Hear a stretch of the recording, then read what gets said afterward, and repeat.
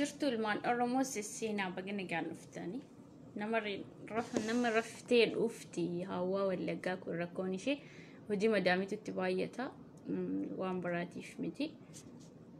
Waalaikum salaam warahmatullahi wabarakatuh.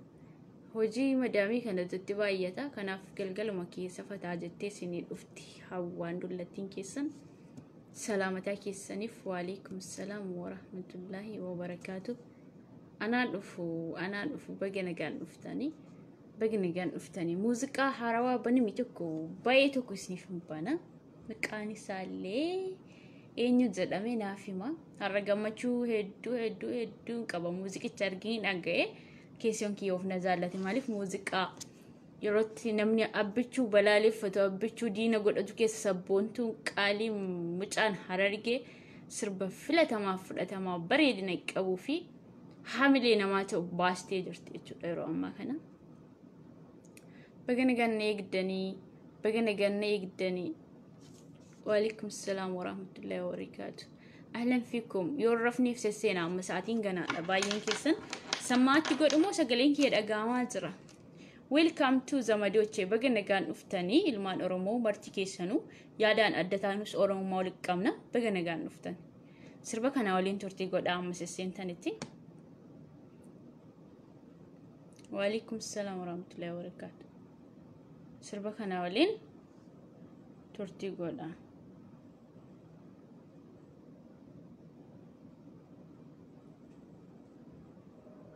أعوذ بالله من الشيطان سربا سنين بندنا قرآن الرتاي عزائب سربك أنا ولين أعوذ بالله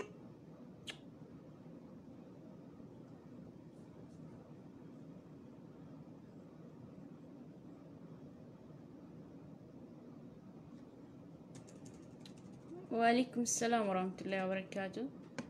سربتش مكاني نزل أنا في مامي ما شو وين نزل أصلا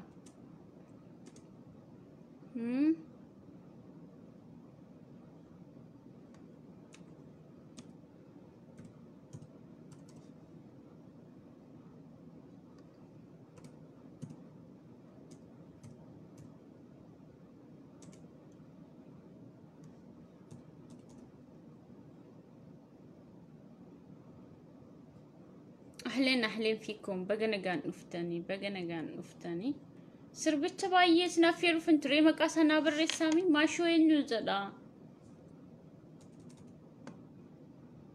ها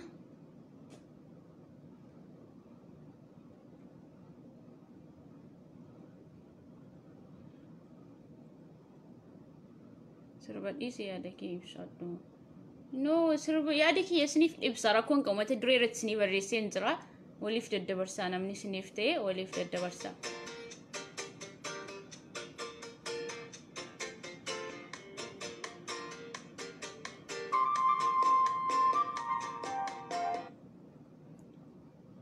ورس نيفته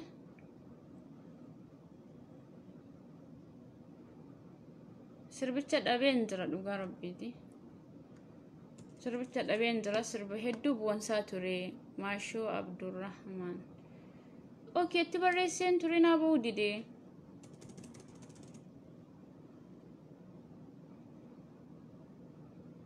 تبريسين تورينا بودي دي. مدري.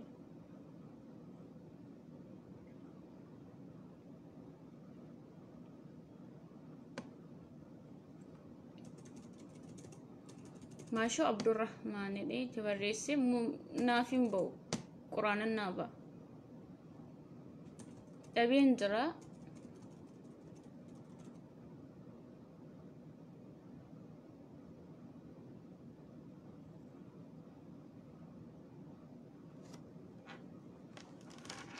أبين درا بقى نقال نفتاني ما تدرين أكو مسانا كلا سرقون أو بودرسنا في ريون أرقادي بودرسن أفيرا تسينا وليفت الدبرسا ماشو عبد الرحمن. اوكي تبريسي انتو رنا بودي دي زما في ولقا نمي تبريسا اوكي تبريسي انتو Masho Abdurrahman, Masho Abdurrahman. Masho Abdurrahman jette. Okay. Masho o lama gode. Okay. Masho Abdurrahman yoro jedhu muuziqaan naaba yaa kee manno hadisan naaba.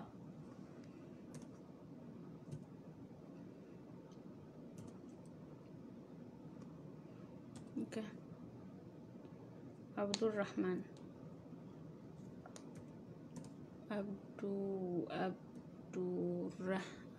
Rahman. Rahman wala Rahman? Rahman? No.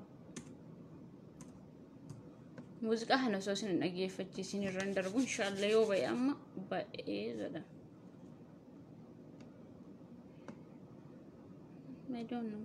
Kana ta'inna.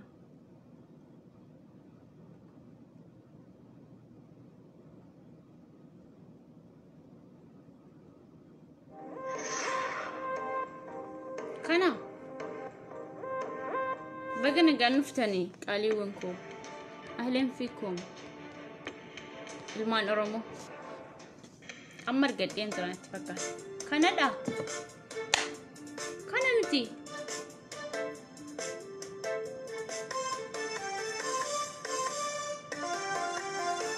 No, kana miti. Sa? Kana miti at fakkaata.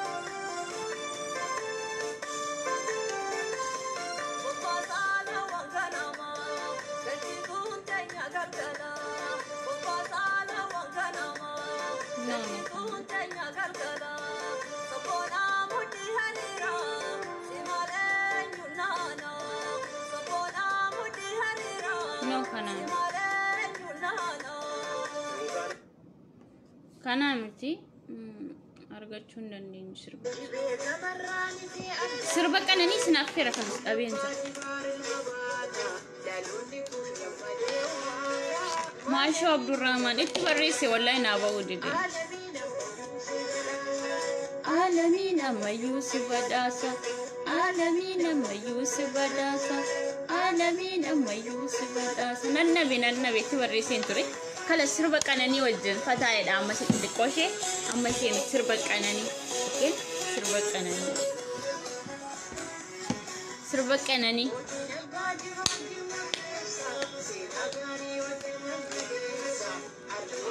Nannabi sirbicha nannabi kunis sabboonti keenya qaalii kan biyya ishee faarsitedha.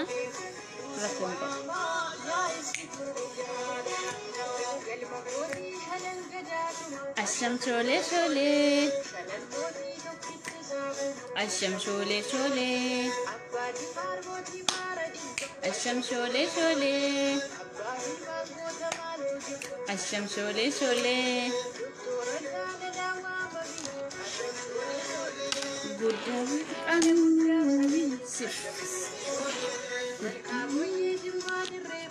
Asham shole shole.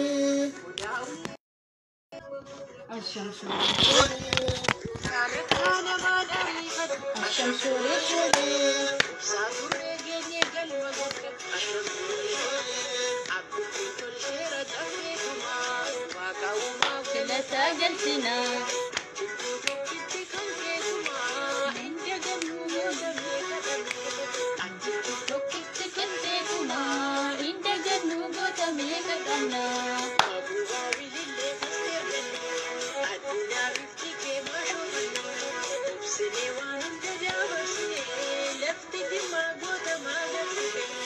Obsine waan hunda dabarsine lafti jirmaa goota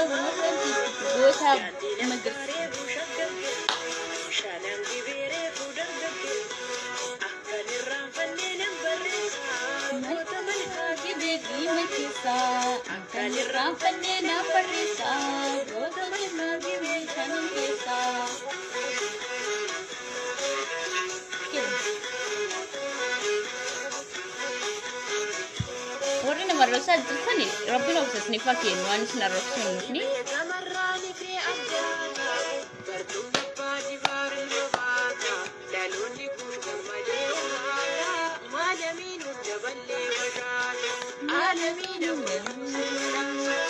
alamin nama Yusuf badasa. Adunia nama Yusuf badasa. Adunia nama Yusuf badasa.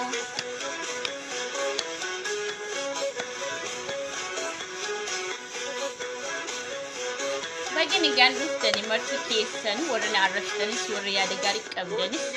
I don't care. Sina olif dabarsa. Arjoma ke fundi yusi mama ya situ akashama. Ashan shole shole. Ashan shole shole. Ashan shole shole.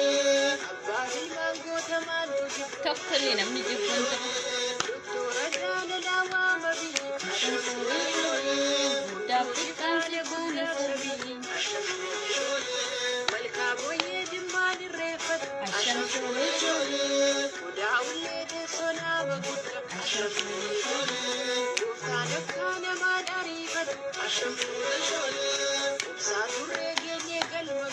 Ashan shole shole.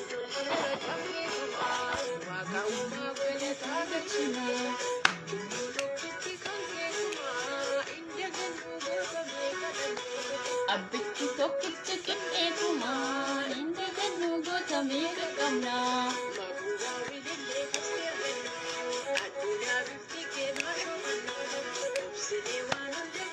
Qannoo koo jiraadhu.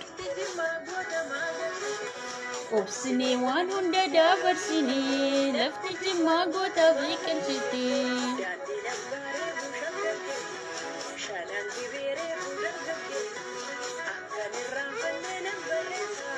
Goota malkaanii meeshaanin keessa akka inni raanfannee naan barreessa. Goota malkaanii meeshaanin keessa. Bakkaasuma irratti dhaabna muuziqaa. Muuziqaa qananii waliin turtii gootanii jirtan isin hin ga'u. Booddee irratti mas isiniif dabala.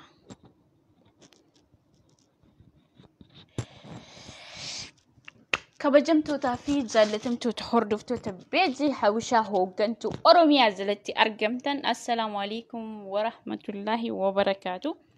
Jirra jirtu fayyaa keessanii qaame sammaan qoradha.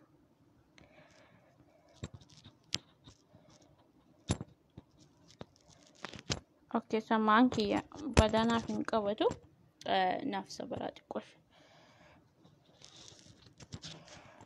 Sammaan kiyya akkanaa taa'u godhadhe. Sagaleen kiyyan sirradhee yaada. Sagaleen kiyyan sirradhee yaada. Egaa waanan dhufee fi mata duree irratti dubbisattanii egaa loqoda keenyatti waladda malee fidela qubee afaan Oromoo dubbisuu dandeessu jedhee yaada. Loqonni keenya garuu waladda. Loqonni keenya gaafa abiyyi waan ta'ee dubbatu loqonni abiyyi isinii galuu dhiise waan biraa gaafa nararge deemee akkuma sana loqonni keenya waladda. Qubee afaan Oromoo garuu dubbisattanii hubachuu dandeessu ajandaa kiyya isinii jechuu barbaadeeni. Wanti Facebook irra deemamaa jiru obboleessi keenya Mubaarak Muusaa irratti Mucaa Ahmed Kadir jedhamu sana sa'aatii 24 onlaayinii Facebook irra taa'ee gowwaan Arsii keessa jira uummanni Arsii kan jedhe keessaa mucaan sun isa tokkodha jechuudha. Sabbiin abiyyiin nuu hime keessa mucaan sun isa tokko ta'uusaa maalirratti hubadhe gaafa inni uummata wayyaanee juuntaan du'e sanaaf imimmaan buusee boo'ee uummata wayyaaneef nama miidiyaa isaarratti sagalee ta'urra ani gondarummaa himachaa Oromoof quuqame Oromoof sagalee nama ta'u harka meeqaa dhibbatti caalchifadhaa jechuudha. Yeroon isiniin jedhu Mubaarak Silxummaa isaatti beektani malee ammanni miidiyaa kanarra dubbatu afaan Silxee isaatii dubbatu dhageenye beekna dhageenye hin beeku. Isni galee nama quuqama Oromoo qabu nama dhukkubsataaf sagalee ta'u nama dhibame tokko nama harka diinaatii maallaqa sassaabee funaanee osoo Harargeen jedhiin osoo Arsiin jedhiin osoo Wallaggan jedhiin osoo kutaan lagaan nama hin qoodin isa sin YouTube'ii daldalattani namni keessan qabamee harka diinaa osoo jiru isin asii Facebook irra gandummaa ooftan inni garuu dhukkubsataa keessaniif sagalee ta'e yerootti maallaqa walitti funaanee nama sana harka diinaatii baasu ture jechuudha. Galanni Mubaarak Muusaa silxummaa isaatiin qeeqoo osoo hin taane galanni isiniif oolee galata isaayyuu deebistanii hin fixxan jechuudha. Galateeffachuutu isinirra ture. Haa ta'u malee nama Oromummaa himachaa an Oromoo dhadhee sa'aatii 24 Facebook irra taa'ee wayyaaneef sagalee ta'urra mucaa horii sanarra jechuudha.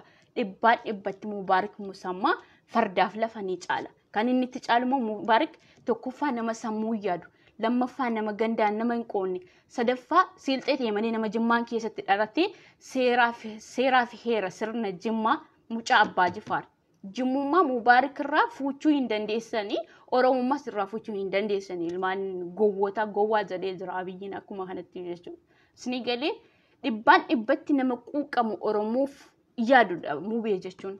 Isni galee nama Silxummaa dubbatee uummata Oromoof sagalee ta'u miti. Nama Oromoo dubbatee Oromoof sagalee ta'u. Because Jimmaan keessatti dhalatee guddate.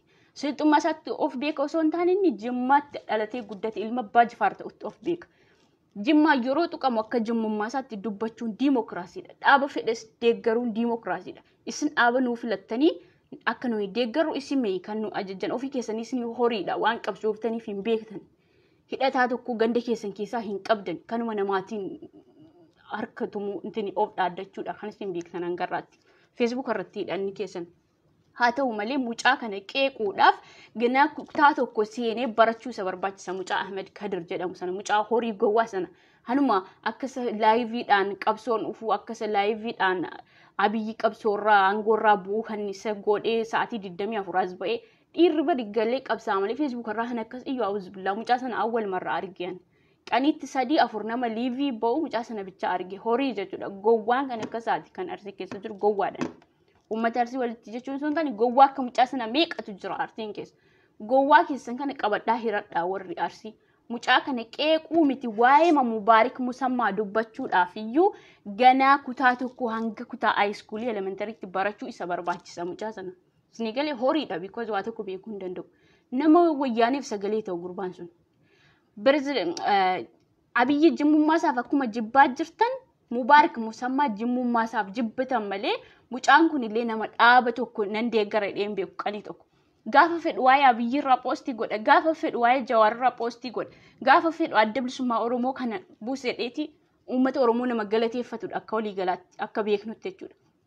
Garuu isin olii keessanii waan shira xaxxaniif namni tokko yeroo Facebook irratti afaaniin qulqullinatiisaaf waan deeggaru tokko isiniif himaa qabsaa'u sodaa keessan isitti fakkaate yookiin immoo akka keessan nama keessatti garaa keessatti summii qabdu isin akka keessan isin seetanii nama tokko shakkuu dandeessan. Namni qaalluun kan ofii beektu namaa katabdeedha Oromoon. Ofii keessaniif kolkollummaa keessaniif gandummaa keessan karaa guruupiidhaan walitti hidhata qabdu miti akkama Facebook irra nuyi qophaatti baanee iyyinu kanaa miti nuyi isin beekna akkasumitti nama lafa keessa deemu garuu isiniif milkaa'uu dide malee akkasumitti amma boofni tokko yeroo deemu marga fakkaatee baala fakkaatee deema yeroo inni nama miidhu malee yeroo inni namatti deemu hin argamu akkasisi.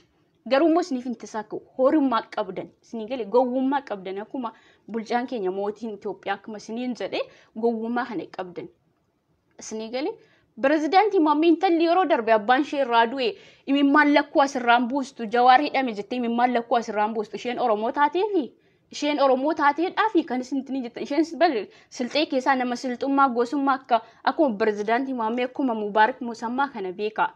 Isin nama tokko Jimmummaasaaf jibbitu malee gosummaasaaf osoo ta'e intalli sun Silxeedha. Garuu kan isheen deeggartu Oromoodha. Kan isheen uffattu uffata aadaa Oromooti. Kana beekaasin. Ija tokkoon nama ilaalaa yoo nama ilaaluu feetan. Ija tokkoon isinii galee garuu innis Jimmummaaf nama jibbitan yoo mutaanaan hin milkooftan. Intalli sunis Silxee Mubaarak Musammaa Silxee haa ta'u malee nuyi Oromoof uummata Oromoof yerootti sagalee ta'u argina malee yeroo inni qanii tokko ani Silxee dhedhee ofumatti hin argine. Yeroo qanii tokko afaan Silxeetiin uummata Silxeef sagalee ta'uu hin argine. Isinii galee Silxeenis sabuma akka Oromoo kana. Isinii galee nama sagalee irraa ta'uu barbaada. Nama waa'ee isaa dubbatu. Garuu ijoolleen kun Jimmaan keessa dhalatanii waan guddataniif akka ijoollee Abbaa Jifaaritti of ilaalanii Oromoof qabsaa'anii malee Silxeef qanii tokko qabsaa'anii hin beekan. Silxeef qanii tokko dubbatanii akka gowwaa an Oromoodhaan qabsaa'adha ofiif jecha nama Abbaayii Xahaayiif boo'ee miti Mubaarak Musammaa. Isinii galee Jimmummaas yoo nama jibbitoota muka isinitti naqu ijoolleen ammallee taana argitanii jirtanii gootummaa isaanis isin agarsiisanii jiranii maalummaa isaanis ni gale. Inni akka duraa achi keessa taa'anii albaan nagarree mucaa kaayiroo ollaas liitaa akkamitti aslitti likkii akka hime jechuudha. Isin gale ijoolleen Abbaa Jifaar namaaf kabaja qabu, obsa namaaf qabu, Maaliif yeroo ganda namaa tokko arrabsan gandi keenya siin tuqamaa jedhanii nama kaalkuleetii godhee waan tokko namaan jechuu danda'u malee deebii quubsaa nama siniif kennuu dadhabuu miti. Deebii quubsaa siniif laatu. Garuu namni tokko yeroo nama tokko arrabsu maalummaan isaa hin tuqamaa gandi koo hin tuqamaa kan jedhurraan kee of yaadanii of qusatu malee miira keessa galanii akka keessan kana mucaan sun amma miira bisnitti agarsiisu namni Oromoof qabsaa'u nama uummata wayyaanee sagalee ta'a uumarraa dubbatu hin beeku jaanjaan alaabaa adda bilisummaa Oromoo akkana of duuba kaawwatee baqqaanii qabsaa'aadha ofiin jedhee sa'aatii 24 nuyi kan arginu feesbuukuma irratti namni Oromoof qabsaa'u yaade tokko akka bosonatti galuu kalas maalummaa isaa beekee. Isnigalee yaamma akkuma feesbuuk kanarratti qabsaa'u nama gandasaa tokko gurmeessee hidhachiisu. Hidhataa ganda tokkootiin hidhataa ganda tokkootiin milishaa ganda tokkootiin of dhaaddachuu nama waggaa lamaan sadan har'aa kana kun shaneedha gantuudha jennee arrabsaa turre har'a moo goota jennee faarsuu hin qabnu sin dhaabbataa hin qabdan abadan dhaabbataa hin qabdan sirriidha marroos ta'e jaaldaa'uu dibsaas ta'e yoo nuuf faarsitan isaan Oromoof bakka bu'anii hojjetu. Oromoo bakka bu'anii hojjetanis immoo nama isaaniitu nama ganda isaaniitu hidhachiise malee uummata Oromooti miti. Isnigalee isin nama keessan tokko lama hidhachiistanii hin beektan. Isa sin keessaa ani beekaadha qoshee yaada hubataa haasa'ullee akkas godhettanii itti dirmitanii jechuudha. Mana hidhaa buustu jechuudha. Kanaafuu bakka jirtan nama arrabsuun dura Oromummaa namarraa fuudhuun dura silxummaa namaa kennuun dura bakka jirtan of beekaa. Bakka jiru namni bakka jiru of beekee booddee afaan Oromoo mahaastee ani qabsaa ofiin jedha osoo hin taane ani maali jedhaati dhaabbadhaa of ilaala. Mucaan sun amma nama muubee qeequ mitiiti. Muubee marraa dubbachuudhaaf kutaa tokko hanga 8 nama barachuu isa barbaachisu gowwaadha isnigalee mucaan gowwaa. Laayikiif sheerii argatee jenna uumarraa haasa'uu hin beeku. Silxummaa firgii silxummaatiin nama qeequu ta'e intalli imimmaan lakkuu hamma dhufee as jalatti wal ga'utti jechuudha. Kan boossee Jawaarrii fi sagalee taatee Abiyyi balaaleffattu intalli yeroo darbe sol TV irra teessee iyyitu abbaan irraa marii rabbitee naani as baatee nutti boossu isheen Oromoodha. Oromoo miti Silxeedha.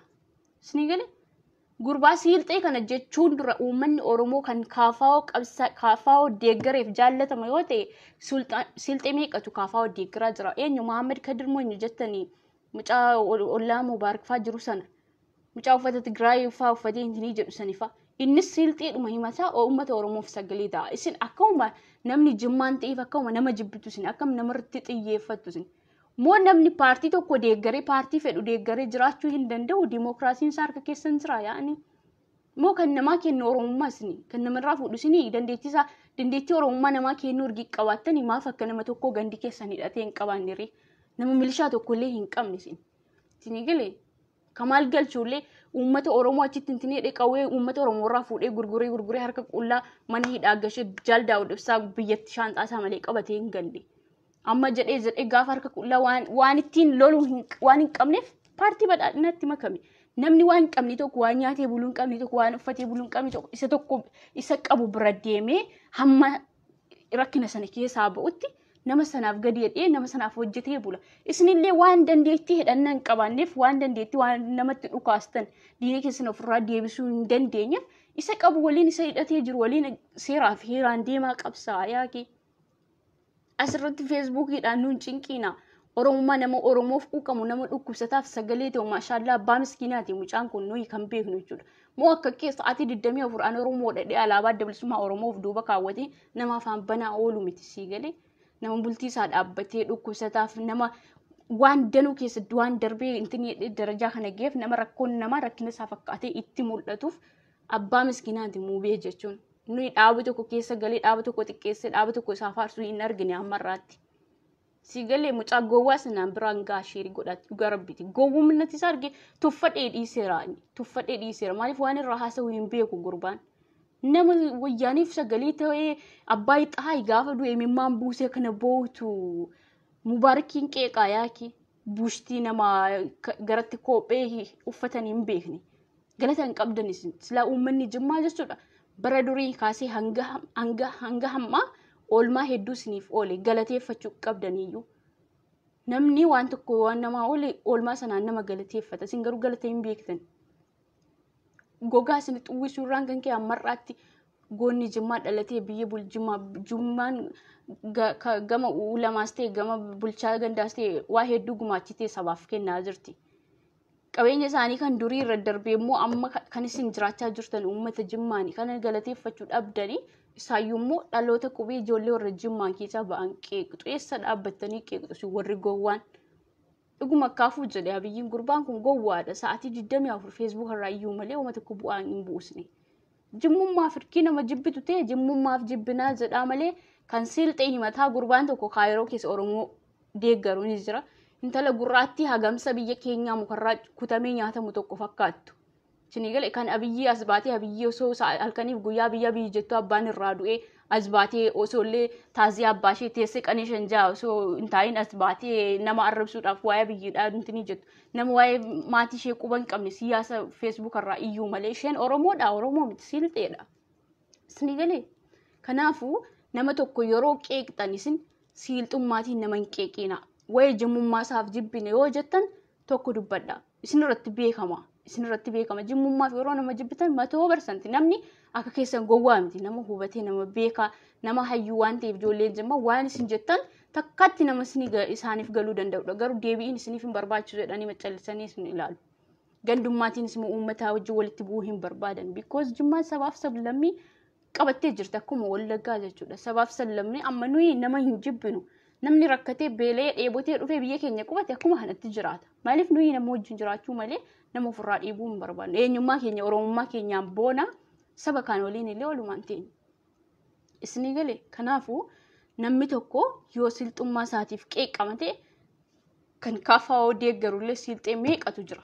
Isaanis kuni Silxee ta'ee Oromoo deeggaruu hin danda'u jedhaati irraa dubbadhaa gaa. Isinii naafaa waan qabdaniif sababuma namni tokko jimmaan dhalateef akkana nama qeeqtu. Osoo jimmaan hin jiraanne Oromoon kutaa 11 hin jirtu dhugaa Rabbi tokkichaati. Oromoon kutaa 10 hin jirtu tasa.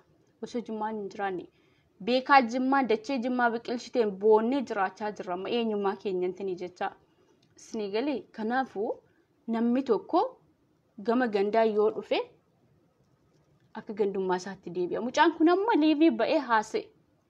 Abbaa Jifaartu qamu eenyuyyuu namni jaallatu hin jiru. Isiniyyuu Abbaa Jifaar arrabsuu hin qabdani galata galchuu qabdani malee. Nda'uuma osoo du'aan isaanii akkana jiraate itti salaatuudhaan qabdaniyyuu. Itti salaatuudhaan qabdani. Because yeroo nyaanni biyya hin jirree fi teessoo gabataan itti nyaatamu hin jirre gabataa Abbaa Jifaar irratti nyaattanii of bartani. Bifa uffannaa maal akka ta'e achitti of bartani. Kijibduu warri jettu warri fincaan affaariin dhalattan zalaa yaa'ii kootu isin hin jenne isin kadhanne. Afaan Oromoo qulqulluu isin taasisaan jiraan. Isinii galee kanaafuu warri gandummaan isinitti jiru gandummaatiin warri deemtan gandummaan isiniin guddisne har'a borii isinitti himna gandummaa dhiisaa sababa keessanitti Oromoon gabroomtee hafte amma Oromoon gabroomtee hafte sababa keessanitti tosin jirtanii gabrummaa bilisummaa jennuuf abadan uummata inaaffaa uummata nama burjaajessu uummata of ta'ee hin deemne yookiin immoo uummata sabaaf ta'ee saba waliin hin deemne uummata kantuu jedhamu san akkasisin namarraa nyaatee dhugeellee nama galateeffachuu hin dandeenye jechuudha. Because amma waan gabaabumatti waan isin jechuu barbaadu mucaa gowwaa keessan sana qabaa hidhadhaa yookiin gorsaa. Isin galee as ba'ee Facebook irratti Mubaarak Musammaa qeequu hin danda'u. Mubaarak Musammaa harka meeqa caala? Harka meeqa garuu inni hin beeku. Maaliif sammuuttiin tilmaamuu hin qabdani kaasin. Arrabaan as baatanii nutti wacuu malee sammuutti yaadu kana hin qabdani. Maal jedhee biqilaawaan luka mataa luka ta'eetti yaadu luka malee mataan qabanii jedhee isinii himee jira. So nuyi harmaa borii waan hedduu hin muggaasuun iyyuu nu dabbaree jira garuu of baraa hin jirtan of baraa. Mubaarak irraa moo gadi bu'uu qabdan hamma dhiqaa Mubaarak hin geessan isin. Mubaarak nuyi goota akka jimmummaattis ta'e akka Oromummaattis ta'e unu biraas ta'e uummata Oromoo biraa galata guddaa qaba Mubaarak. Nama sammuudhaan yaaduuf galata guddaa qaba Mubaarak uummata Oromoo biraa jechuudha. Yeroo isin as baatanii waa'ee siyaasaa biyya arrabsitan inni dhukkubsataa keessan illee quban qabdan isin. Dhukkubsataa keessan quban qabdan because dhiirri keessan dhalaa keessan akkuma waan bu'aa buustanii siyaasuma kana ari'uu malee hin beektan. Yeroo sana Liibiyaa keessatti ijoollee keessan nama meeqa kan akkantinitti harka walitti hidhanii sansalataan garafaniif sagalee ta'e kan maallaqa waliif funaanee achi jala baasaa ture eenyu Mubaarak hin bari. Mucaa saba Ahmed Kadir boqomaa kan halkaniif guyyaa aslee arrabsu waan bilisummaan finni namni akkasii ol ba'ee hayyuu Oromoo yookiin immoo mootummaa Itoophiyaa arrabsu yoo waan tokko bu'aa buusee bari nama bu'aa hin buusne uufuu horiiti dubbiinsaas uuma tokko bu'aa argataa hin jiru. Dulloonni akka kiyyaa mana madaamii jirtu jala galtee sheerii 600 700 gootii mucaan of hin beekuun uma haqqisa gowwaan. Mubaarak musammaa hammam faana miila isaan geessu ati fuulli kee kun. Siigalee nuyi isa itti himna raaborii waan tokko namni intinis hin jedhu hin jiru. Ani Oromummaa isaafis silxummaaf gama barbaadanii Mubaarak musammaa hedduun nama kabaju keessaa isa tokkodha. Nama kabaja namaaf qabu nama dubartii tokkollee as bahee hin arrabsine jechuudha. Siigalee nama akkasii akka tisiisaa intini jechuun qabdani. Makiinaa bitatee jennaan immoo kiiloo 4 keessa waan gali isinitti fakkaate Mubaarak musammaa. Makiinaa kan bitates maashaallah hojjetateeti bari. Sa'aatii 24 Facebook irraa akka iyyituu kanaa miti inni. Yeroo as bahee ajandaasa waan qabu irraa ergaa beeksisu irraa nu beeksisa. Yeroo kan hojii isaa hojjetata. Maashaallah rabbiin makiinaa miti xiyyaarayyuu itti haabitu hojjetatee dafqa isaatiin. Ilmaan Oromoos immoo waan sagalee uummata Oromoo ta'uuf cinaa dhaabbata hin gargaara. Pirezidaantii Maammee Kaayiroo keessa taa'ee nama uummata Oromoof sagalee ta'aa ture. Namni uummata Amaarraa akka diinaatti kan pirezidaantii Maammee kan baasaaf galasaa eegdu jechuudha. Gootummaa isaa maashaallah amma dhiirummaa isaas Finfinnee keessa taa'ee eenyummaa isaatiin Oromoo cina dhaabbatee akka dura isaa qabsaa'aa jira. Siigalee biyyallee taa'ee hin sodaatu. Moo akka yaayyaa barsiisir kana asii sooretti eeguu mana tokko soo inni ijaarratii waan ittiin jiraatu dhabee yookiin immoo mootummaan na qabadhee sodaatee gara Duubaay deemee dhalaa wajjin suuraa ka'u nama akkasii miti pirezidaantii Maammee fuudhee nama maashaallatti beeksisee fuudhee maatii itti himee nikaa godhatee halaalaa wajjin jiraata. Dhalaa 10 wajjin illee suuraa hin ka'u Siigalee. Maallaqa immoo abbaan feetii yoo itti ergite dhiirri kamiyyuu maallaqa boorsaa ishee keessa galee dhaqee hin fudhanne. Nama itti hawwale kan eenyuyyuu haa ta'u unumatti fayyadama ashaan jaallattee ergitiif. Siigalee maallaqa nurraa fudhatee akkas nu godhee nu goyyomsaa ture jechuullee hin dandeessani. Boorsaa kee galee hin fuune. Pirezidaantii Maammee yeroo inni gaafa inni Jawaariin deeggaru ammoo goota keenya jechaa turtani. Garuu yeroo inni Abiyyi deeggaru isiniif diina keessan. Abiyyi yoo jibbitan akka bulchaa Itoophiyaatti jibbitan malee namni tokko Abiyyi deeggare nama sanallee jibbuu hin qabdani. Akkuma kadeessaa hin gaddaatti yaada qabdan irraan tini jecha gootummaa isaa akkuma gootummaa sanaatti itti fufuu qabdan.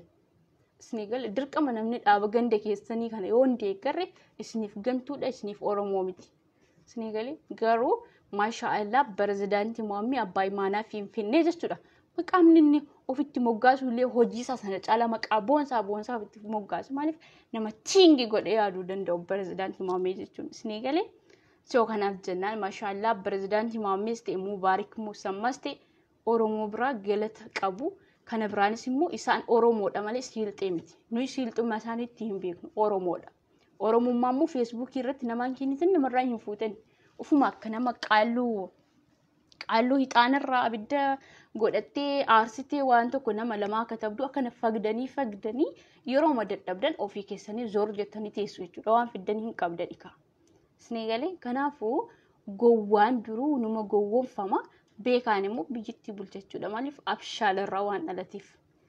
Dacheen jimmas jammar gowwaan biqilchine nama gandaaf deemuun biqilchine. Siigalee maccaaf tuulamni nama Oromummaa isaaf qabsaa'u nama haqaaf qabsaa'u qofa qabna alhamdulillah galanni isaan badi. Siigalee rabbiin nuyi ganuma keenya eebbisee nu uume malee gandummaa fi yookiin sana fakkaachuu kana fakkaachuu nama sana adda diiguu nu waan ittiin nu keessaa hin qabnu nu inaafa.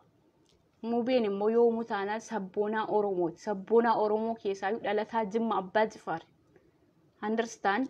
Siigalee namni yeroo callisu sodaa keessan osoo hin taane mee har'a akka keessan kana baallagatee yoo ganda namaa tuqe gandi kiyyas immoo bor tokko bahee arrabsa kan jedhurraan kan ka'e ijoolleen miira keessan galloodhanii of qabanii ta'an.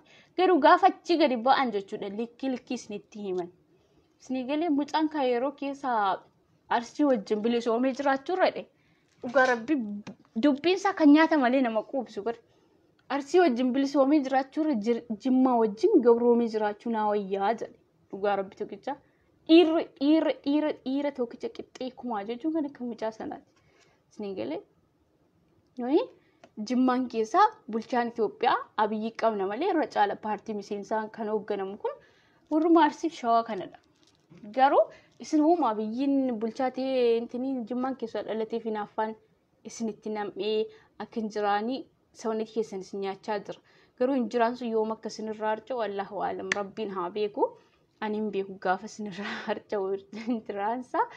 Rabbiin hinaafa isin keessaa bakkee isin keessaa balleessee sabaaf sablammii uummata Oromoo kutaa 10 itti sinaama godhee du'aa isinii godha. Isinillee hin arrabsu. Maaliif namni tokko nama 10 nama 20 nama 30tu ganda keessan arrabsiisa malee baallagee ishee gabruu maal jedhama? Garbuu jennaan akka afaan Wallaggaatti. Garbuu haamuu dhuftee isin keessa guddatte intini jettu. Garuu kan akka gurbaa gowwaa sanaa jechuudha. Dhugaa Rabbi qaamuma isaallee nama ofirraan kutanne ta'uu danda'a. Gurbaan gowwaan akkasii kun haasaa baay'isu Facebook irratti dhiirummaa mayyuu hin qabu isin jechuun barbaada. Dhiirummaa jechuun galanii qabsaa'uu. Yaani sharmutaadha. Iddoon keersiniin dakkal waa'ee qaama kiyyaa. Qabsoo gootanii moo sammoo? Galanii qabsaa'uu. Understand? Galanii qabsaa'uuttis meeshaa qabdanii.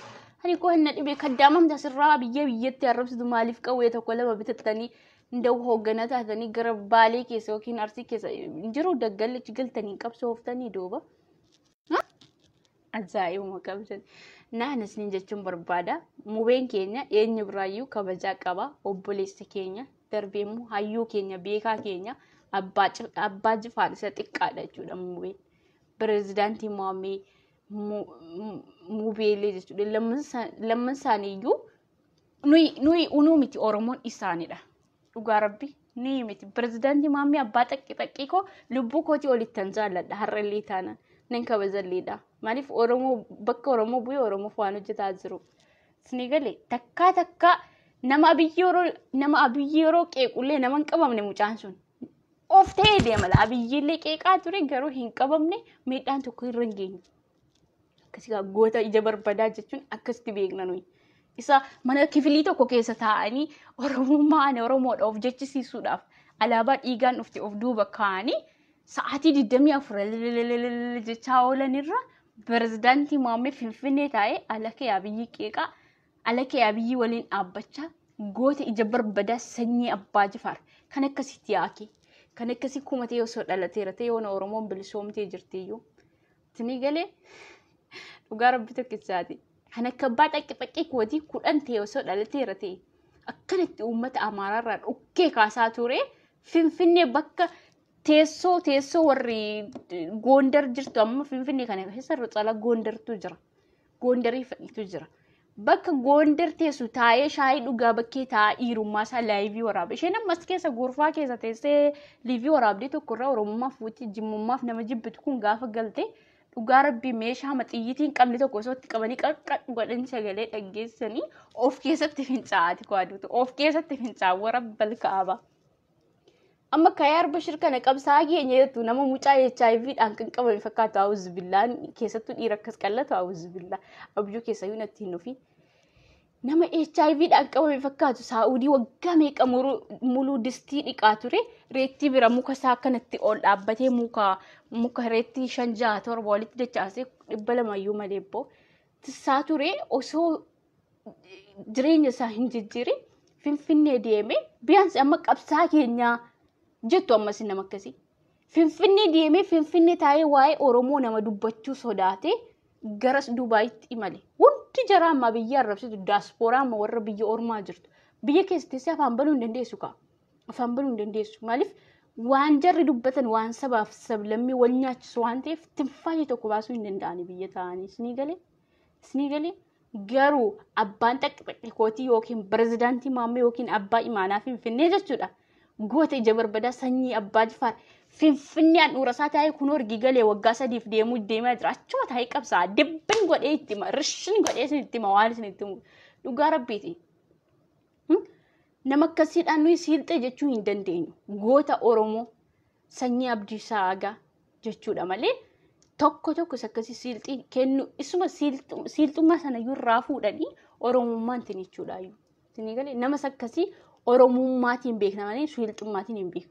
Inni Oromoo ofimachuu inni an sanyii waaqoo guutuu ta'e dhoo surreen itti bu'uudhaaf akkanatti surree akkanatti wallahi laazim surree akkanatti itti bu'uudhaan tini jedhe surree isaa akkanatti qabattu asirratti hidhata maaliif ittiin jiru kaa foon surree qabee taa'u ittiin jiru kaa. Isaayyuu Finfinnee keessa jiraachuu sodaate asis shurxaan Saawudii qabdee illee gootee gara Itoophiyaa buusti Itoophiyaa irraa immoo gara Dubaay deeme gootummaan isaa fi qabsoon isaa maayini dhalaa hammatee suuraa ka'u allaqa. Dhalaa hammatee suuraa ka'u. No pirezidaantii Muhammad dhalaa dhibba karaa keessaa jana janu malee dhalaa tokko wajjin isaa suuraa ka'ee Facebook irra gadhiifame arginee hin beeknu abadan. Isin galee inni nadheen ittiin sooffatu deeme Oromoof qabsaa yoo fuudhe akka namaa dhiirri hin fuudhaa hin xallaqa allaqa. Tokko fuudhaa hin xallaqa yoo ammas kan ishee fitaatu yoo argate hin fuudha. Mashaallah sabboontu jimmaa intala bashaashaa fuudhee jira. Malkiin ishee bashaashaa amalli ishee bashaashaa dhugaa rabbi tokkicha. Rabbiin bultii isaanii haa dheeressu of agarsiisu noof hin agarsiisu. Dhugaa rabbii abbaa xiqqi kooti hunda caalaa qabsaa jira isin jechuu barbaade. Amma kan Finfinnee taa'ee waa'ee Oromoo falmatu amma jira amma yeroo ammaa kana Finfinneen dhuura isaa keessa taa'ee mucaan akkanatti of dhaaddatee dubbata. Kana abbaa xiqqi kooti qabsaa'ummaa birayyuu darbe ijaaf gurra Oromoo ta'uudhaaf deemaa jira mucaan garuu isin asirraa siilxummaa nuu himtu asirraa wayyaaneef sagalee ta'a wayyaaneef jecha bu'aa Mubaarak Musammaa nuu qeequu barbaada horiin geechaan. Dura reeduma isaa akka namaa sirreeffatee haa dhufume dhiirri jechuun ikkoo nama dhiira of qaqqabu irra darbee namni sammuu yoo yaade eessa kiyyatu bareedina qabeessa kiyyatu namaaf hin ta'u jedhee of ilaallatee liivii seena kun akkuma ribaa ka'etti nama liivii seenu auzubillah. Nama akkasitti kan pirezidaantii Muhammad qeequ nama caammaa garatti hidhatan maasaraa caammaa garatti hidhatan hin beekne gowwaa akkasitti kan pirezidaantii Muhammad qeequ kan Mubaarak Musammaa qeequ. Baaxaqaalaa namni Mubaarak Musammaa fi Muhammad qeeqtu dhugaa rabbi tokkicha nama surree hidhachuu hin beekne nama surree keessatti albaatu jechuudha. Isin galee nama surree keessatti albaatu. Isin galee Mubaarak Musammaa nuyi har'a Facebook irratti barre malee inni gaafa Suudaanii keessa jirullee qabsaa'aa ture. Na alabuukum isin har'a asuma irratti Oromummaa akka namaa kennitanii akka namarraa fuutanii afaan bantu jechuudha. Inda'um isinirraa fuudhanii ijoollee kanaaf itti fi kennuu ture Oromummaa. Isinirraa fuudhanii ijoollee kanaaf kennuu tureeyyuu. Sinigale nama saba biraarraa dhalate Oromummaan tini jiru. Goota wallaahi pirezidaantii Muhammad abbaa imaanaa Finfinneedha. Maqaamtiin osoo hojii sana biyyatti sanatti kennaniyyuu bulchuu danda'a dhugaa rabbiiti pirezidaantii Muhammad. Nama sammuu qabu nama tilmaamee haasa'uu danda'u nama sodaa tokko malee biyyattiidhaaf dhaabbatu jechuudha sinigale. Yoo kanaaf jennaani haamileettiin ijoollee kana tuqnuu hin qabnu. Haamileettiin tuqnuu hin qabnu. Yoommoo jimmummaaf jibbinaa yoo jettan allaqee abiyyis jimmummaa waan ta'eef itti duulaa jirtani malee osoo saba biraa keessaa bulchaa ta'ee badii tokko qabaate yookiin immoo sirni isin amma jaallanne paartiin miseensaa kun isiniif hin taane osoo dhaltaa biyya keessanii ta'e dhugaa rabbi tokko hin dubbattani. Kamaal galchuu amma biltsiginnaa deeggaraa jira waa'ee kamaal galchuu eenyutu irraa dubbataa jira tokko dubbataa hin jirtani. Maaliif yaani nama biyya keessanii waan ta'eef isin galee amma rakkoon keessan irra caalaa gandummaadha. Garuu ijoolleen jimmaan taate jawaariin deeggartu jawaar uummata Oromoof waan aarsaa guddaa kaffaleef isin galee waan Oromummaa keenyaan akka nuyi dhaaddannu nu godheef jawaariin jaallanna malee nuyi gandummaatii miti. Isin galee ijoolleen jimmaan keessaa persentii meeqa kan jimmaa abiyyiin deeggaran jawaarumaan deeggaru hundiyyuu garuu isin akkasiin gandummaatii yaadan hin beekani gaasaan haqummaamaaf maaliif yaani jawaar jechuudha biyya ormaa ta'ee paaspoortii biyya ormaatiin Oromoof waan hedduu aarsaa hedduu waan kaffaleef jenna nuyi jawaariin yoomiyyuu taanaan hin jaallanna hin kabajna dhibee isaan barbaannu. Laakiin isa tortoraa akkasii osoo ilkaan isaan forroshatiin as ba'ee dhufee nama Oromoof dhaabbatu abbaa miskiinaa nama arrabsu likkii itti himuudha. Nuyi amma qeensa xuriis keenyatti lakkoofnu garuu nama akkasii dhugaa rabbii gaddeebisaa ol deebisaa likkii isaa itti hima. Ijoolleen immoo jimmaanumaan taatee Mubaarak Musammaa yeroo qeeqamuuf waliin qeequu fedhan ijoolleen tokko ammatti hin faradamu. Kan Arsiif Walloo keessa taa'utu ni jira. Arsii fi Walloo keessa amma biyya ormaa kana akkatti jiru ni beekna. Yani harka caalu jimmaaf ijoolleen jimmaaf jimma wal bira jiraachuu dhiisuu ni malu. Isin galee dubbachuudhaaf intini sodaarraa kan ka'e jara kanaa waliin bu'ee Mubaarak arrabsa. Isin galee jara kanaa waliin bu'ee Mubaarak qeeqa. Maaliif because waan keessa isaa jiru dubbatachuu hin danda'u. Isin galee rakkoo keessa jira akkasitti beekaa fi bira darbaa. Isin galee namni tokko lama rakkoo keessa jira ni beekna biyya ormaa kana isin galee so kanaaf jennaan inni jara waliin jiru isaan waliin intini jechuu danda'a. Isin galee garuu yoon keessa galee isin dubbadhe namaaf nama walitti buusuu danda'a. Rakkoon qabu laakiin ijoolleen tokko rakkoo isaanii baraaf isin jechuufani jimmaan taane amantini kan intini nan arga ijoollee tokko isinii galee so muubee mucaasa gowwaa tortoraa ilkaansaan forroshatiin as ba'ee wayyaaniif boo'u sanarra muubeen wayyanuuf harka meeqa mucaa Maammed Kadir jettan ijoollee si koomandoo aggeeffadha isinii galee maqaa si koomandoo kan balleessu gowwaa ta'e sa'aatii 24 kan Facebook irraa iyyuu sana adabatti godha isinii galee aktivisti OMN ta'e muuziqaa hateefaa kan YouTube auzubillah sinama amma aktivisti OMN ta'e akkamitti muuziqaa nama hadas nama akkasiif adabatti godha dhugaa rabbiiti namni ganda keessan tuqsisiisaa jiru namni ganda keessan arrabsiisaa jiru warra gowwoolii akkanaati isinii galee gowwoolii akka kanaa adabatti godha gruupii masa hidhattanii keessaan shira xaxamu sana achuma keessa galchaati lakki waan akkasii kunnoon ta'u nama walii galanii deemuun nuuf hin ta'u jedhaati itti afaan Oromoo najalaa badaa jira yeroon tabtaaboo ama afaan Oromoo najalaa badaa silasisin Oromoo miti nuun jechaa jirtanii rakkoon qabu Oromummaa sentiment kan nuuf kennu so kanaaf jennaan gowwaa ilkaansaa soon forroshatiin as ba'u dhugaa Sumayyaa Arsii gurbaasa funyaan illee funyaan qabaalaata gurbichi beekwaan sayyuun hordofu haasaan isaa gowwaa waan ta'eef ani san ilaalu nama haasaa gowwaa tokko Oromoof Oromoo walitti buusan hin jedhu nama baay'ee xahaayiif bu'aa ture mucaan sun jechuudha isinii galee so kanaaf jennaan nama sana gorfadhaati ganda keessan akka hin tuqamne gochuu dandeessan yeroo isin ganda namaa tuqxan immoo gandi keessan akka arrabsamu quba qabaadha yeroo isin abbaa jifaariin baatanii arrabsitan yeroo isin jimmaa arrabsitan ijoolleen jimmaa akka dhadhaa isin dibantanitti isin ilaalanii beektu akka isin arrabsaa jirtan unuma beeku garuu tilmaamanii isin dhiisu kanaafuu yeroo isin ganda namaa tuqxan gandi keessan illee unuma tuqama unuma xiqqaata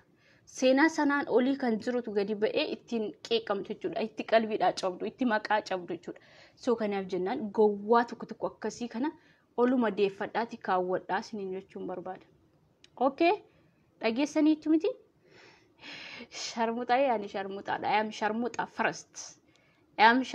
first understand I am sharmuuxaa first anas isiniin jedhe bu'aa guddaa qaba sharmuuxummaan so kanaafi kanaafu gowwaa keessan sana qabaa hidhadhaa please gowwaa akkasii kana namni ilaalee miira keessa galee ganda keessan akka arrabsu godha isinii galee Silxee pirezidaantii Maammed ta'e Mubaarak Silxee isa Oromoorra ijoollee Silxee kana wayyaa harka meeqa isinii galee okay dhugaan jirtu kana liqimsaa gowwaa kirribaa ka'een as liiviitti bo'u ganaallee osoo namni salaatiin osoo waddaatiin suma fuulanni qatiin as ba'e liivii waraaba mucaan sun maaliif abjuu keessallee ciisee hooma qabsootiitti dhufa kaa hooma maal naasa'u maal dhiisu waa'ee biyyirra maal dubbadhodha akka nama ajandaa tartiibaa haasawaa beekuu saayyuu isinii galee namni juuntaaf bo'u silmaayyuu Oromoo miti namni juuntaaf bo'u Oromoof bu'aan buusu sa'aatii 24 liivii irra ba'ee iyyee nuyi kun Oromoodha jennee hin jennu garuu ijoolleen kun sabab biraarraa dhalachaa halkaniif guyyaa Oromoof warra hojjetan galata guddaa nu biraa qabu jechuudha yoomullee taanaan galata guddaa nu biraa qabu pirezidaantii Maammed taanaan kunoo argaa jirtan Kaayiroo taa'ee nama jireenya dhuunfaasaa hin jiraanne jechuudha Kaayiroo taa'ee nama jireenya dhuunfaasaa hin jiraanne nama halkaniif guyyaa daataa guutee uummata Oromoof sagalee ta'u pirezidaantii Maammed ammas taanaan biyya namni sodaate abiyyiin qeeqee halkan tokko keessa buluu hin dandeenye keessa taa'ee abiyyiillee qeeqee Jawaarnis deeggaraa ture ammas immoo wayyaanee yeroo hinjifatu Dr. Abiy Ahmed nama cimaa ta'uu isaa baree paartiin badhaadhinaa biyyitti akka ceesisu baree gara paartii badhaadhinaa goree jira isinii galee yoo amma kaafaa'oo faarsi kaafaa'oon hidhatteen qabdu ofiifiyyuu isinii galee kaafaa'oo faarsuun ikkoo amma yoo hidhattanii jiraattanii yoo Oromoof bu'aa buustanii malee asuma baatanii Facebook irra iyyitanii lakkii baay'inaan isaan namni kaafaa'oo deeggaraa jira jedhee gara kaafaa'ootti makamuun maal faayidaa qaba faayidaa hin qabu kanaafuu pirezidaantii Maammed keenya kabajaa qabnaa fi akka jimmummaattis akka Oromummaattis akka hojii isaattis hojii guddaa hojjeteera kabajaatu isaafif malaasin jechuu barbaade. Okay, mucaa gowwaa Ahmed Kadir jedhu sana afaan isaa ziippiidhaan cufatee haa ta'u. Kutaa tokko kaasee hanga 8 yoo barate inni abacaa adda baafatee waa'ee Mubaarak Musammaa dubbachuu danda'a yeroo san. Isinii galee? Okay. TikTokii kana keessaan argina amma ijoollee Oromoo ta'anii alaabaa adda bilisummaa Oromoo asirratti hidhachaa warra diqaalaa warra Tigraay wajjin warra haasa'u jechuudha. Yani qabsoon keessan miira simmeetii jaalalaati malee uummata Oromoof quuqqamtaniiti miti. Jaarsa qabdaa jaarsa nan qaba. Jaarsi kiyyaa muxuwaadha. Sinigal jaarsi kiyyaa muxuwaadha. Understand? Abiyyi nan jaalladhe Sumayyaa ko abiyyis jawwees nan jaalladhana. Hundiyyuu lammaniyuu ilmaan Oromooti. An nama jibbuun qabu garuu dulloota warra jawaariin bakka bu'ee akkas jawaariif bu'aa qabuutti nama arrabsu kana adaba godhaa. Isinin jechuu barbaadeen bareedduu kiyya Sumayyaa Arsii kan jettu. Ijoolleen tokko beektu nama hubachuu nama danda'udha. Nama yaada nama hubatuu fi nama hin jedhu. Tokko jiru garuu akkuma qabrii cabsanii kan ba'an kan fakkaatan malkiin isaaniillee kan yaada namaa fudhanne jechuudha. Kana isinin jechuun barbaada. Maaliif iyyuu gowwaa keessan kana qajeelchadha. Yeroo baanii ganda nama arrabsinu gandi keenya hin arrabsamaa jedhaati tilmaama.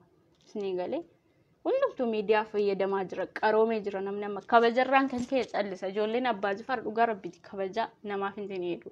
An gadi fageessee waan an beekuuf isinii himaa jira malee jimmaa ta'eetii miti. Garuu nan beeka gadi fageessee. Isinii galee maccaa fi jimmaaf wallaggi immoo ollaadha keessa deemnee sitanaa jechuu dandeenya. Isinii galee fataa jennee qilleensa jimmaa arginee deebi'uu dandeenya. So kanaafuu anillee dhalatti wallagga bahaa ta'uyyuu abbaan mana kiyyaa jimmadhaa. Qilleensa jimmaas argeera bulchaan keenyas dhalataa jimmaati Oromoon hundiyyuu waliin qabsaa'anii nu biratti kabajaa qabu. Laakiin dullacha sa'as ba'ee sa'aatii 24 ganama bismillah jedhee onlaayinii irra ba'ee liivii waraabee waan hin beekne tokkorraa sabboonaa qaalii abbaa miskiinaa nu arrabsu kana callisnee hin ilaallu. Anillee iddoon kaleessa haasa'uuf hin ture haalatu naan mijanne ture. Kanaafuu kabajaa qaba mucaan afaan isaa keessaa waan badaa dubbachuu hin sodaata. Maaliif? Because yaani biyya safuurraa dhalate biyya safuu biyya ilaamee biyya abbaa Jifaar keessatti namni dhalatee guddate jecha safuu jedhee nama hin arrabsu. Isinii galee kabajaa qaba malee mucaan osoo akkasin ijoollee jimmaa xiqqeessitaniif osoo akkasin abbaa Jifaariin arrabsitaniif mubaarak waggaa meeqa achi keessa oollaa waluma bukkee jiru ijoolleen garuu ba'anii deebiin kennaniif maaliif inni nama kabajaa namaaf qabu isinii galee nama hubatu isinii galee kanaafuu Dilloomee reewoon bishaan dhugee malee nan danda'amu. Kanaafuu ijoollee abbaa Jifaariin xuqurraa of qusadhaa. Abiyyi mootummaadha. Akka abiyyummaa isaatti qeequudhaa qabdan malee abiyyiif jimmaa walitti intini jettanii arrabsuudhaa hin qabdan. Jimmaatti dhalatee guddate. Abiyyiinis nama jimmaati. Laakiin mootummaa waan ta'eef waan intini jettanii qeequu dandeessu. Garuu sababa abiyyiitti yoo jimmaan qeeqtan innumti kaafaa osii waliin deeggarullee abiyyi deeggaruu danda'a. Isinii galee gandummaatiin waan deemaa jirtaniif. Hoolaa jaarsi kee wallaahi situ jedhee jaarsi kiyya hoolaa osoo hin taane hubataa nama diinii rabbii nama qaraasisu maashaallah tabaarkallaa because ijoolleen jimmaa maaliif waan diinii quraan ishee qaraa guddachuuf biyya Oromaa keessatti illee kan nama meeqa walitti qabee qaraasisu ijoolluma jimmaati moo ijoollee ganda keessaniitii miti. Isinii galee waan beekan irraa nama barsiisu ijoolleen jimmaa.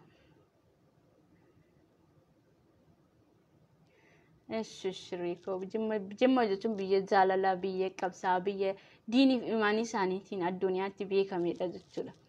Sadaqaan isaanii hanga biyya Saawudii kan amma Saawudiin biyyi kun akkamma kana sooressan ta'anii rakkattuu turte sadaqaan abbaan Jifaar amma biyya kanaatti illee ittiin hidhee jira. Seenaa abbaa Jifaar warra Saawudii Arabiyaa keessa jiran Arabootatu beekamu kan buujalaamii warri gongo caammaa pilaastikii kaawwachaa turte dhuftee har'a ishee fi darbee jennaan gogaa abbaa Jifaar uffattee akaakilee nabaabileen ishee uffata jimmaatti uffatanii uffata nyaataaf jimma akkamitti akka nyaatamu akkamitti akka uffatamu jimmaatti baran isaati.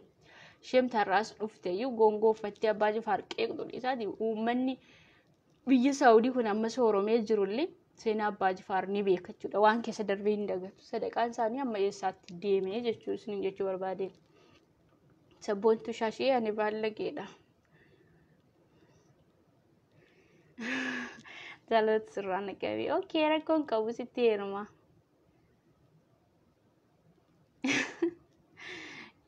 jaartii mashii kaati inshallah gara fuulduraatti toobadhee Facebook kanarraa ollee buufan jira inshallah yeroon itti jilbaaba uffadhee niqaaba uffadhee sin qaraasisu bichaa na argitu gara fuulduraatti inshallah yoo rabbiin jedhe isin galee kanaafuu namni tokko jaarsa isaa muxuwaa ta'e namni tokko duriyyee ta'uu danda'a gaafa rabbiin qajeelche immoo walumaan muxuwoome gara rabbii isaatti deebi'ee du'aa godhatee toobata isin galee kanaafuu amma waa'een kiyya isin dhibee rakkoon qabu isin dhibeen ani duriyyee ta'us jaarsi kiyya na gorfata osuma na gorfatuuti yoo ani gaa Facebook kana liivii waraabu duraan baree mitiiree osoo walitti hin dhufiin isaa wajjin kanaafuu tinin jedhu amma akka duraa nama arrabsaan jiru maaliif yaani nama arrabsuun gaarii miti jedhanii waan na gorsaniif jaarsi kiyya kanaaf isaan jira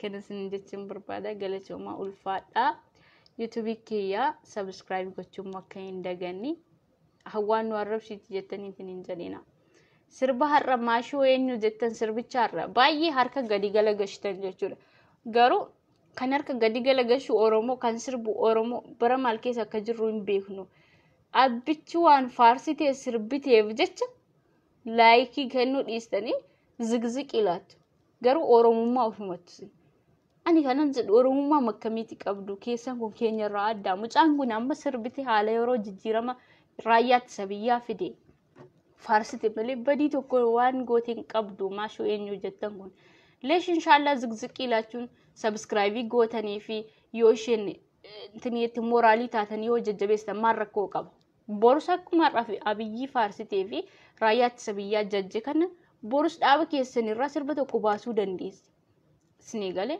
isiniif namni kaafaa deeggaru Oromoo namni immoo badhaadhina deeggaru gantu sammuun keessan xiqqaadha dhugaa rabbi sammuu furriin guutamee jiru jechuudha rakkoo qaba amma yoo intini jettan amma uummata Amaaraa sakamtu yaada wal balaaleffatee YouTube isaanii yeroo intini jedhu eenyutu akkas zigziqii walii kenna jiruuf jireenyi keessan zigziqii haa ta'u inshallah jiruuf jireenyi keessan gadaa galagalu dhugaa rabbi tokkicha kanumti Oromoo ta'ee guddina Oromoo jibbu rabbiin dhawama sinaa godhu rabbiin dhawama sinaa godhu mucaan kun waan balleessitee hin qabu isin galee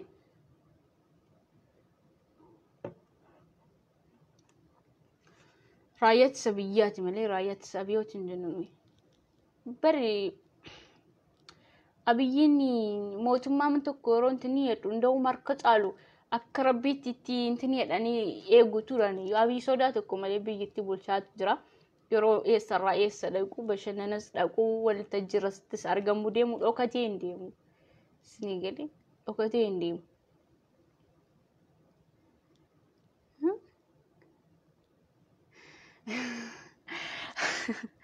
Ilkaan haadhoo keessaan qabu nan kofalchiisnaa yeroon kolfu ilkaan kiyyannee buqqee bakkeetti ba'a because dulloomiin jira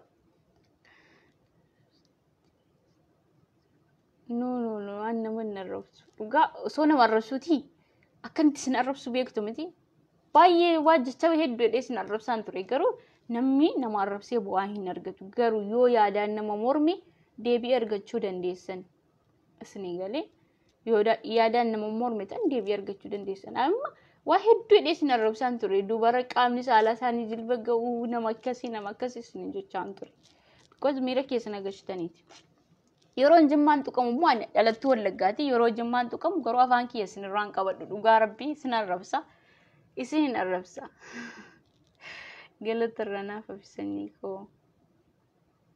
dhugaa sin hin arrabsa ijoollee jimmaa yeroo tuqxan abadan afaan kiyya intini jedhu ana margi haaxeen du'e waa'ee siyaasaayyuu of qusadheen jira because danii abbichuuttis kan mufadhee jiru dhugaa haaxee fi gumaa haaxee osoo hin